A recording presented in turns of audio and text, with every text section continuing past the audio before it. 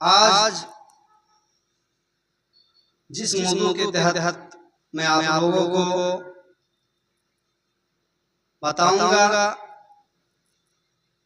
वो हमारे लिए और आपके लिए निहायत जरूरी है। इसके बगैर हम और आप न मुत्तकी हो सकते हैं, न मोमिन हो सकते हैं और ना ही जन्नत में दाखिल हो सकते हैं। क्योंकि अल्लाह रब्बुल आलमीन ने हमें और आपको जो पैदा फरमाया है तो हमें और आपको अल्लाह की हुकूक को भी कमा हक अदा करना है और नबी करीम सल्लल्लाहु अलैहि वसल्लम की जो हुकूक है उसे भी अदा करना है। उसके बाद एक बंदे का दूसरे बंदों के ऊपर जो हुकूक है उसे भी अदा करना है। और मैंने आप हज़रात को कुरान मुक़द्दस की एक आयत पढ़कर सुनाया है कि इन्नमल मुमिनूना इख़्वा। इस आयत करीमा में अल्लाह रब्बुल इज़्ज़त ने हुक्म दिया कि दुनिया के अंदर जितने भी मोमिन हैं सब के सब आपस में एक दूसरे के क्या है, भाई है, इख़्वा। ये अल्लाह रब्बुल आलमीन ने वादे कर दिया। इसी तरीके से अल्लाह रब्बुल इज़्ज़त ने कुरान मजीद के अंदर एक दूसरी जगह में इरशाद फरमाया वल मुमिनूना वल मुमिनातु बअदुहुम लिबअदिन औलिया। क्या फरमाया? अल्लाह रब्बुल आलमीन ने फरमाया कि मोमिन मर्द और मोमिन औरतों में से बाज के क्या है, औलिया मतलब दोस्त है। क्यों? वयअमुरूना बिल मारूफ, क्योंकि वो एक दूसरे को भलाई का हुक्म देता है। वयनहौना अनिल मुनकर, और बुराई से रोकते हैं। वयक़ीमूना अस्सलाह, और वो खुद नमाज पढ़ते हैं। वयुतूना ज़कात, और क्या करते हैं, ज़कात अदा करते हैं। वयुतीऊना अल्लाह व रसूलहु, और क्या करते हैं, वो अल्लाह की इताअत करते हैं और नबी करीम सल्लल्लाहु अलैहि वसल्लम की भी इताअत करते हैं। जिसके बारे में अल्लाह रब्बुल इज़्ज़त ने खुद फरमाया उलाइका सयरहमुल्लाह, यही वो लोग हैं जिसके ऊपर अल्लाह रब्बुल आलमीन रहम करेगा। इन्नल्लाह अज़ीज़ुन हकीम, और अल्लाह रब्बुल आलमीन ने बताया कि मैं वही बादशाह हूँ या मैं वही अल्लाह रब्बुल आलमीन हूँ जो बख्शने वाला हूँ और हिकमत वाला भी हूँ। ये अल्लाह रब्बुल आलमीन ने हमें आपको बतला दिया। इस आयत करीमा में यही बात पता चलता है कि दुनिया के अंदर मोमिन वही शख्स है जो अपने ईमान को बचाने के साथ साथ दूसरे के भी ईमान को बचाता है। मतलब हम खुद नमाज पढ़ते हैं और हम अपने भाई को भी नमाज पढ़ने के लिए हुक्म देते हैं। हम खुद जो है गुनाहों से बचते हैं और दूसरों को भी गुनाहों से बचने की अगर दावत देते हैं तो यकीनी हम मुसलमान हैं। और अगर हम एक दूसरे को बचने का हुक्म नहीं देते हैं, हम खुद नमाज पढ़ते हैं और खुद मुत्तकी बनकर रहते हैं, कल क़यामत के दिन आप अल्लाह रब्बुल आलमीन के बारगाह में जब आप हाजिर हो जाएंगे और आपके बारे में अल्लाह रब्बुल आलमीन फैसला भी कर देगा कि आप जन्नती है, लेकिन आपके कुछ पड़ोसी होंगे जो अल्लाह रब्बुल आलमीन के सामने जाकर के कहेगा या अल्लाह आलमीन तू इस शख्स को जन्नती क्यों बनाया, जबकि इसने खुद नमाज पढ़ा, खुद नेकी की तरफ गया, लेकिन हमें कभी भी नेकी की तरफ नहीं दिया या नेकी करने का हुक्म नहीं दिया, कभी हमें नमाज पढ़ने के लिए नहीं बुलाया। तो इस आयत करीमा से ये पता चलता है कि अगर कोई शख्स नमाजी है, अगर वो अपने घर वालों को नमाज पढ़ने के लिए नहीं बुलाता है, अपने बच्चों को नमाज के लिए नहीं बुलाता है, तो वो नमाज पढ़ने के बावजूद वो जहन्नमी हो जाएगा, उसे जहन्नम में जाना पड़ेगा। तो हमें और आपको अल्लाह रब्बुल आलमीन ने जो दुनिया के अंदर भेजा है, हमें और आपको बहुत ही सोच समझ करके अपने कदम को बढ़ाना है और खुद गुनाह से बचना है और दूसरों को भी बचाना है। नबी करीम सल्लल्लाहु अलैहि वसल्लम ने एक दूसरी जगह में एक हदीस के अंदर इरशाद फरमाया कि मोमिन कौन होगा? मोमिन तो वो है मसलुल मोमिन व तवादीहिम व तराहुमिहिम व तवातुफिहिम मसलुल जसदिल वाहिद इज़ा इस्तका मिन्हु उद्वन।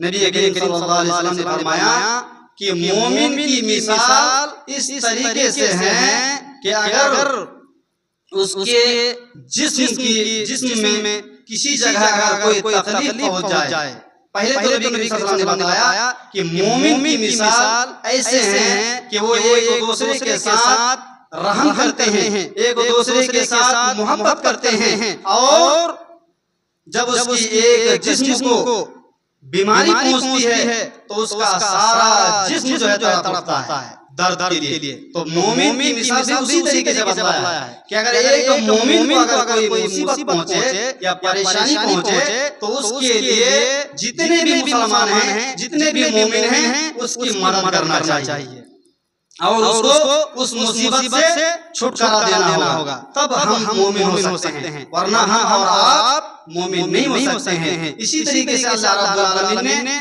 मोमिनों को कुछ नियामतें याद दिलाई है कि मोमिन पहले कहां पर थे और अल्लाह रब्बुल आलमीन ने उन्हें कहां पर पहुंचाया। उसी बारे में अल्लाह रब्बुल आलमीन ने फरमाया वअतसिमू बिहब्लिल्लाहि जमीअन वला तफर्रकू। अल्लाह रब्बुल आलमीन ने क्या फरमाया कि तुम अल्लाह की रस्सी को मजबूती से थाम लो, वला तफर्रकू, और तुम फिरके में ना बढ़ जाओ। ये किसने कहा? ये अल्लाह रब्बुल आलमीन ने उन लोगों को हुक्म दिया जो लोग अल्लाह रब्बुल आलमीन के ऊपर यकीन रखते हैं, ईमान रखते हैं। तो अल्लाह रब्बुल आलमीन ने फरमाया कि तुम अल्लाह रब्बुल आलमीन की रस्सी को मजबूती से थाम लो और एक आपस में तफर्रुक़बाज़ी ना करो और आपस में ना बढ़ जाओ। क्यों? अल्लाह रब्बुल आलमीन ने फरमाया वज़कुरू निअमतल्लाहि अलैकुम, तुम उन नियामतों को याद करो जो अल्लाह रब्बुल आलमीन ने तुम्हारे ऊपर किया। क्या? कि तुम एक दूसरे के दुश्मन थे।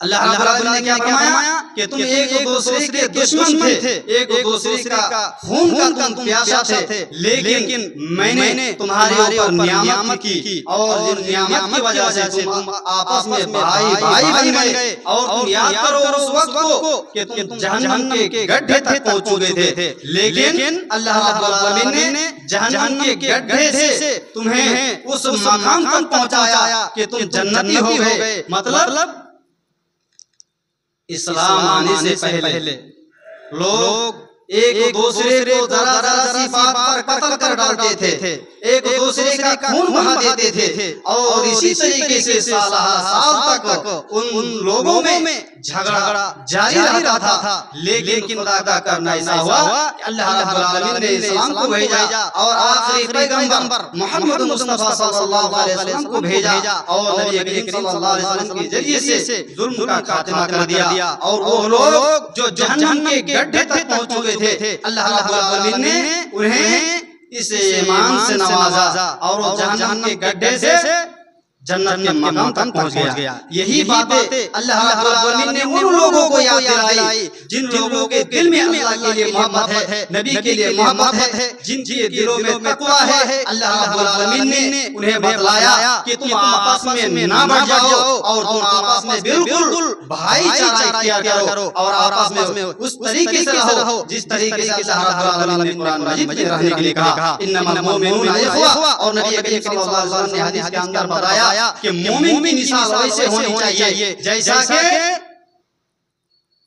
जितने मुसलमान हैं गोया कि वो एक ही चीज के मानिंद हो। इस तरीके से नबी करीम सल्लल्लाहु अलैहि वसल्लम ने और अल्लाह रब्बुल आलमीन ने हमें और रहने के लिए कहा है। इसी तरीके से अल्लाह रब्बुल आलमीन ने दूसरी जगह में इरशाद फरमाया वअल्लफ़ बैना क़ुलूबिहिम। और अल्लाह रब्बुल आलमीन ने क्या फरमाया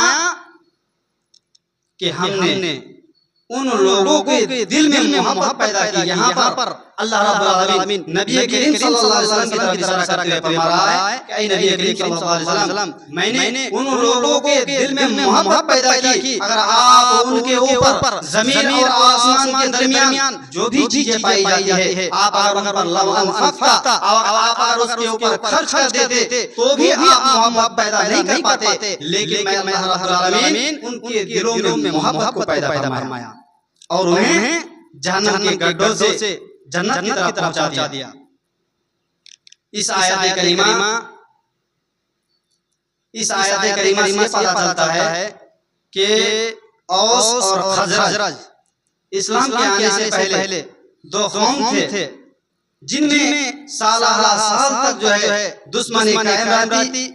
कोई अगर एक खून कर देते तो उसके बदले में 10 लोगों का खून किया जाता। लेकिन नबी करीम सल्लल्लाहु अलैहि वसल्लम के आने के बाद ये तमाम चीजों को अल्लाह रब्बुल आलमीन ने खत्म कर दिया और एक दूसरे को भाई भाई बना दिया। एक दूसरे के दिल में ऐसी उल्फत डाल दिया कि लोग एक दूसरे के भाई भाई बन गए।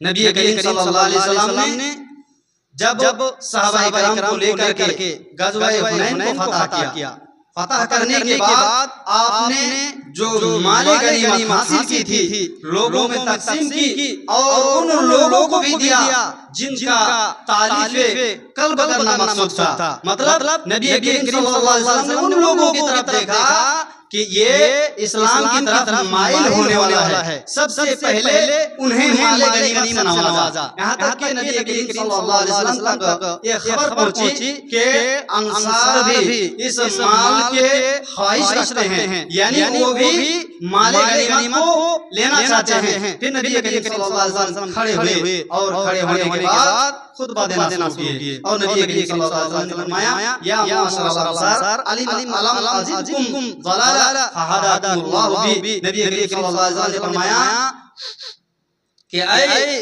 अंसार की जमात, तुम कान खोल करके सुन लो, तुम गुमराही भी थे, फिर अल्लाह रब्बुल आलमीन ने मेरे जरिए तुम लोगों को हिदायत दी और तुम जो है इस तरह की तंगदस्ती में पहुंचे हुए थे। तुम्हारे पास खाने पीने के लिए कोई चीज मुयस्सर नहीं थी, लेकिन अल्लाह रब्बुल आलमीन ने मेरे जरिए से तुम लोगों को मालदार बनाया और इसी तरीके से तुम एक दूसरे के दुश्मन थे, लेकिन अल्लाह रब्बुल आलमीन ने मेरे जरिए तुम लोगों को आपस में भाई भाई बनाया।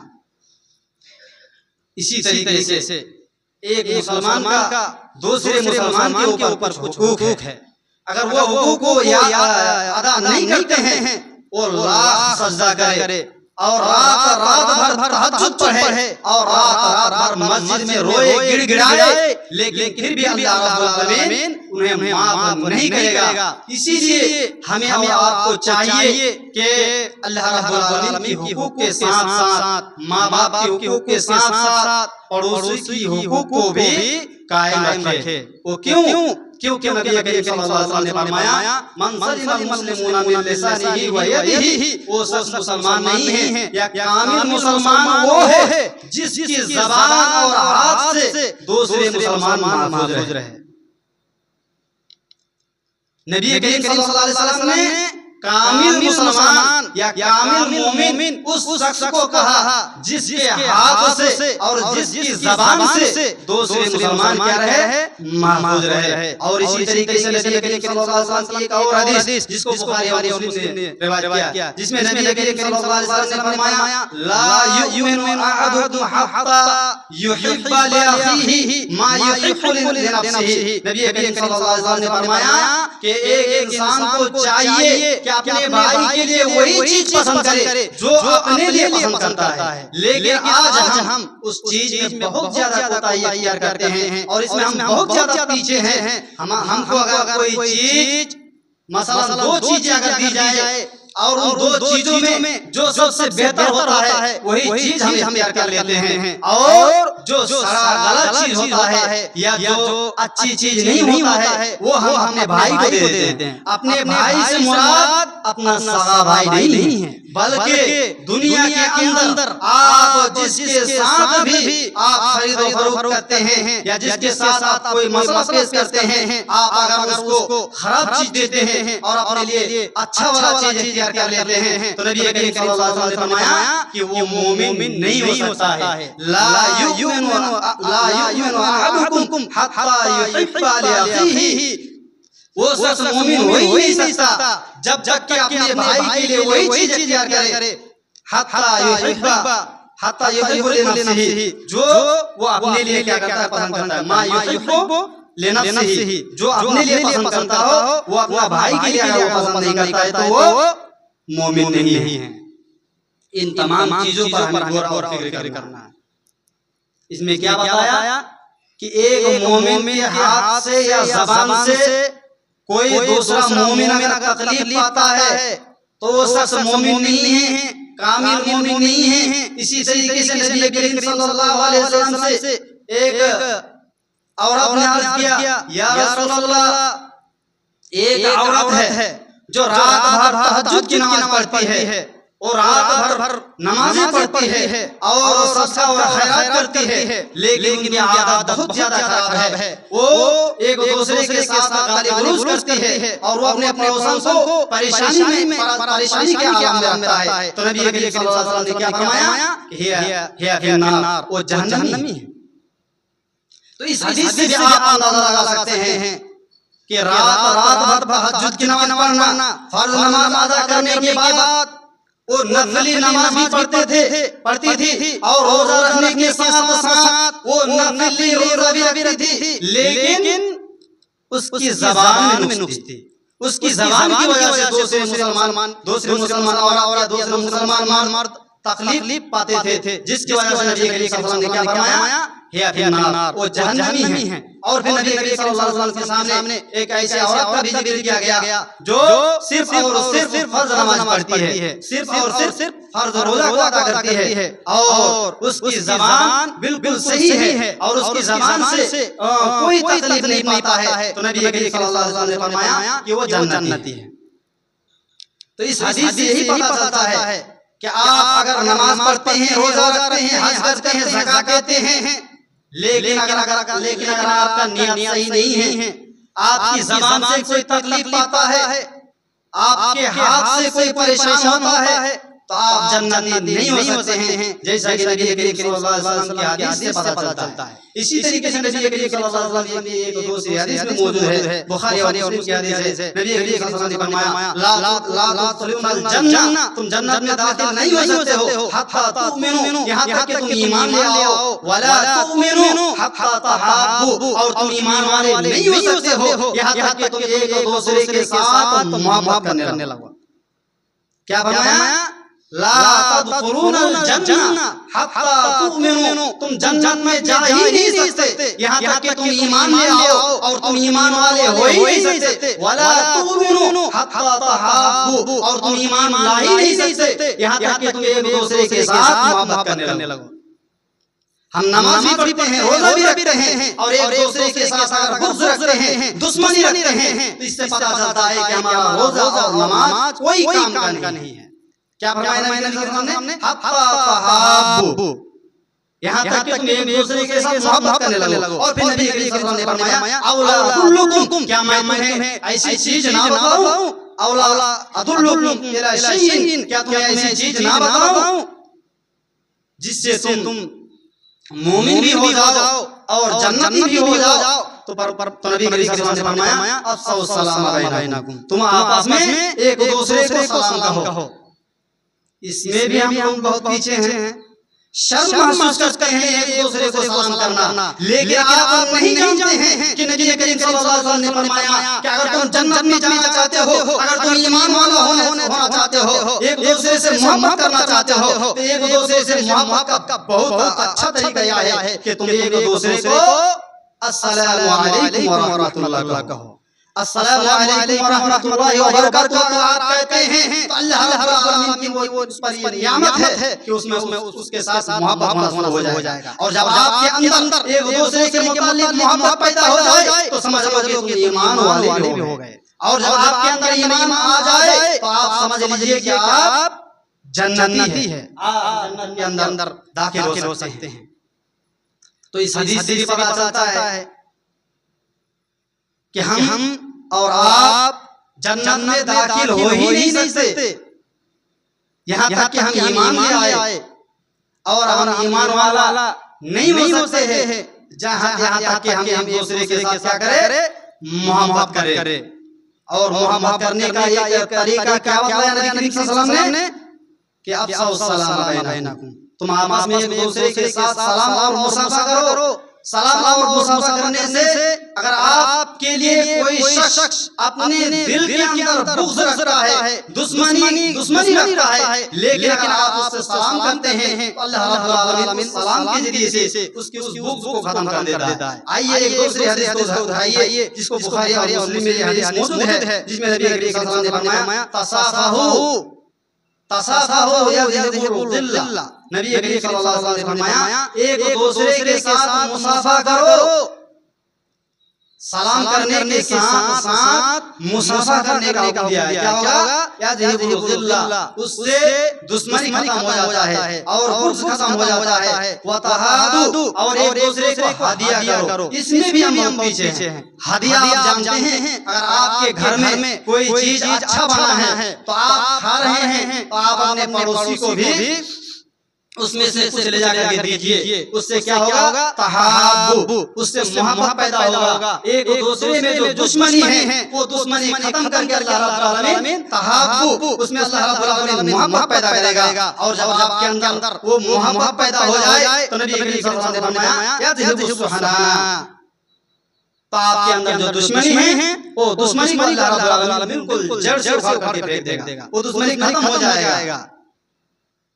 तो इस हदीस से भी पता चलता है कि सलाम और मुसाफा करना ये बहुत बड़ा नेकी का जरिया है। लेकिन इससे भी हम और आप बहुत पीछे हैं। सिर्फ एक चीज को अदा करके हम और आप जन्नती नहीं हो सकते हैं। नबी अल्लाह रब्बुल आलमीन ने फरमाया है कि मैंने जन्नत को 5 तकलीफ चीजों से घेर रखा है। आप और हम अगर सिर्फ और सिर्फ रात भर नमाज़ें पढ़े और अल्लाह रब्बुल आलमीन से दुआएं करे, माँ बाप के हुकूक को छोड़ दे और लोगों के हुकूक को छोड़ दे, तो हम जन्नती नहीं हो सकते हैं। इससे पता चलता है कि 5 तकलीफ चीज को हटाना है और हटाने के बाद ही हम और आप जन्नती हो सकते हैं। हम और आप एक दूसरे से कह देते हैं हम तो मोमिन हैं, हमारे अंदर तो तक़वा है, ईमान है, हम तो जन्नती हैं। एक दिन तो हम जल भुनने के बाद हम जन्नत पहुंच जाएंगे। लेकिन आप ये नहीं जानते हैं कि जिस वक्त आपको उस आग में दाखिल कर दिया जाएगा तो आपका क्या आलम होगा। लेकिन नबी करीम सल्लल्लाहु अलैहि वसल्लम ने और अल्लाह रब्बुल आलमीन ने हमें और आपको उस जहन्नम की आग को पार करने का जरिया बता दिया है। इसी तरीके से हमने और आपने ये भी सुना था कि 7 प्रकार के इंसान अल्लाह के साया में बैठेगा। उन्हीं में से एक वो शख्स जिससे हम दोस्ती करते हैं, इसके लिए लिल्लाह, अल्लाह के लिए। अगर हम किसी इंसान से दोस्ती करते हैं अल्लाह के लिए तो अल्लाह रब्बुल आलमीन के प्यारे नबी जनाब मुहम्मद रसूलुल्लाह सल्लल्लाहु अलैहि वसल्लम ने फरमाया कि कल क़यामत के दिन अल्लाह रब्बुल आलमीन इस शख्स को भी अल्लाह रब्बुल आलमीन के साया के नीचे लाएगा।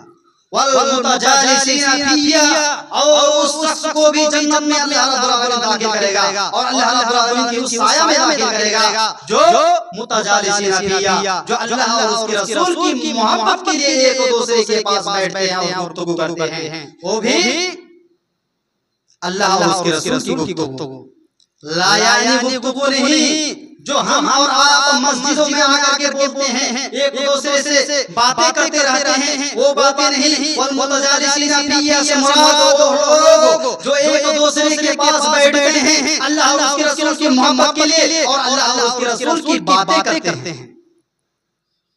इसी तरीके से हजरत अबू इदरीस खौलानी कहते हैं कि मैंने हजरत मुआज़ बिन जबल रज़ियल्लाहु अन्हु से कहा कि मैं आपसे अल्लाह के लिए मोहब्बत करता हूँ, अल्लाह को खुश करने के लिए मैं आपसे मोहब्बत करता हूँ। तो हजरत मुआज़ बिन जबल रज़ियल्लाहु अन्हु ने फरमाया कि अगर क्या आपने ये बात सच कहा? तो हजरत अबू इदरीस खौलानी ने कहा हाँ, मैं आपसे अल्लाह रब्बुल आलमीन की रज़ा के लिए मोहब्बत करता हूँ। तो हजरत मुआज़ बिन जबल रज़ियल्लाहु अन्हु ने फरमाया कि आप खुश हो जाइए, आप खुश हो जाइए, क्योंकि अल्लाह के प्यारे हबीब जनाब मुहम्मद रसूलुल्लाह सल्लल्लाहु अलैहि वसल्लम ने फरमाया कि जो शख्स अल्लाह रब्बुल आलमीन को राज़ी करने के लिए किसी से मोहब्बत करता है तो अल्लाह रब्बुल आलमीन उससे खुश हो जाता है, उसके लिए जन्नत तैयार कर देता है। इसमें भी सच है कि अल्लाह की मोहब्बत, रसूल की मोहब्बत और जिस तरीके से नमाज़ें पढ़ने के लिए कहा गया है, नमाज़ें पढ़ने के बाद हमको एक दूसरे के साथ मोहब्बत करना है। ये नहीं कि हम अल्लाह की इबादत को भी छोड़ दे, नमाज को भी छोड़ दे, हम मस्जिद में आना भी बंद कर दे और एक दूसरे से मोहब्बत करना शुरू कर दे कि हम मोहब्बत करने से ही जन्नती हो जाएंगे। ऐसी बात नहीं है।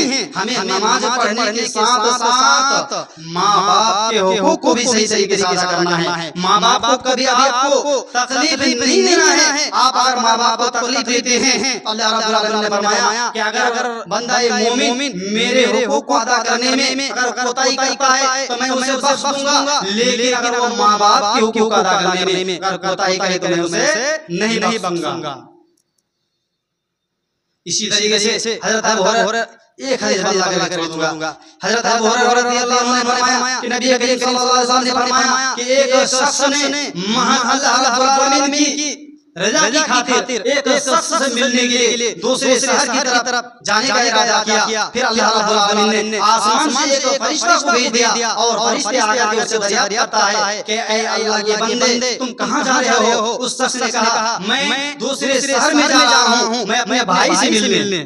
तो फरिश्ते ने कहा, क्या वो तुम्हारा बिल्कुल सगा भाई है या उस पर तुम्हारा कोई नियामत है? तो उसने कहा, नहीं, वो मेरा ऐसे भाई है और मैं अल्लाह रब्बुल आलमीन के लिए मैं उससे मोहब्बत करता हूँ। फिर उस फरिश्ते ने कहा कि मैं अल्लाह रब्बुल आलमीन की तरफ से आया हुआ फरिश्ता हूँ और आपके लिए खुशखबरी है कि आपने अल्लाह रब्बुल आलमीन की रज़ा की खातिर, आपने अल्लाह को खुश करने की खातिर आपने अल्लाह रब्बुल आलमीन से मोहब्बत की है, आपके लिए जन्नत का अल्लाह रब्बुल आलमीन ने वादा दिया है। मैं यही पर अपनी बात खत्म करता हूँ। आखिर में अल्लाह रब्बुल आलमीन से दुआ है कि अल्लाह आमीन हम में से जितने मुसलमान मर्द और मुसलमान औरतें राह रास्त भटक गया है, या अल्लाह आमीन तू उन्हें सही रास्ते की तरफ फरमा। या अल्लाह आमीन हम में से जितने भी बेनमाजी है तू उन्हें नमाज पढ़ने की तौफीक अता फरमा। या अल्लाह आमीन हम सबको माँ बाप की खिदमत करने की तौफीक अता फरमा। व आखिरु दअवाना अल्हम्दुलिल्लाहि रब्बिल आलमीन।